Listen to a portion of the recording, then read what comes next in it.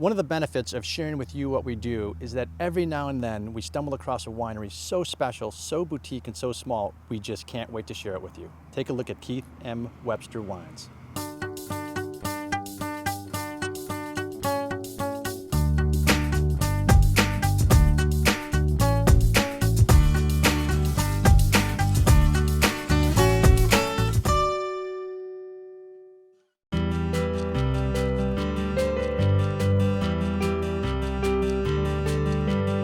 You've been an entrepreneur basically all your life. You've been all over the world. Yes. And your wine influences really started out from an international aspect. Yes. Walk me French through and- how you were able to develop an international palate early on. Well, I had a French godmother. We lived in Europe. Okay. My father worked for the military, and he was a spy.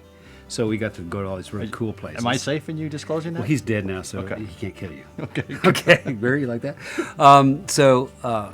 We spent a lot of time in France, and I started drinking, as most kids in Europe do at a pretty early age, 50-50 wine and water, and graduated really rapidly to straight wine. And that's how I developed my palate. So how early, like how old? I was 8. Okay. I love it. So, I mean, you started early, might as well. Sure. Yeah. So you develop a palate. So then you come to the States and you have a huge and well-varied and very successful art background. How did you get into art and painting? Oh, that's a good question. Actually, that's a great question. I started doing charcoal portraits when I was in 6th grade. Okay. Living in LA, I had an art class. I was doing all this art, and people said, "You'll never get a show in New York. I mean, it's impossible. You have to live there forever." Or have a last name of Frick. Or Frick, yes. Yeah. Or Guggenheim, or one of those works, guys. right. Yeah, one of those guys. So I go to this one gallery down in Soho, and he goes, chick, chick, chick. He's putting it down. I mean, it's like, I'm going, this guy is not, And he turns over and he looks at me and he goes, "Well, do you have enough art to fill this room up?" I went, yeah. He goes, "Well, would you like a 2-man show in November?" And I said, let me think about that. Can you tell me more? And I was shaking. And see, I love the art background story because everyone talks about wine, especially great wine, being a blend of art and science. And so you also have an amazing construction and general contractor background, which is a lot of science, and then you have the art. So how do you manifest those two passions and pursuits, and how does it influence your style of winemaking? Good question.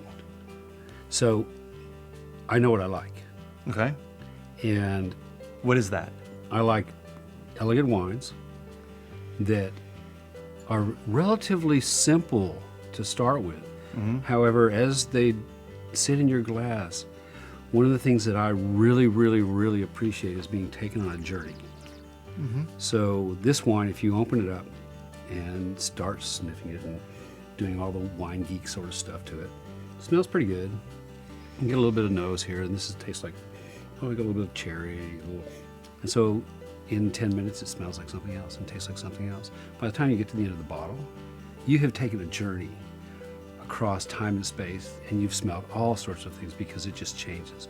Do you find that the way to introduce that contour is from specific vineyard plots, whether it's mountain fruit or valley floor, or do you take that into consideration when you're going after the end product? To me, a vineyard, to produce the kind of wines that are European in style, has to have vines that struggle. The mountain fruit, drier, higher elevation, less rain, more exposure to the sun, Less yield. less yield. Roots have to struggle. I try to pick vineyards that are pretty old. 25 years is where I like to be as a floor, and older is great. And what, from a winemaking standpoint, now that you've had a few vintages, what's the most exciting thing to you? The most exciting thing? That I love to drink my wine. This sound? I love to drink my wine.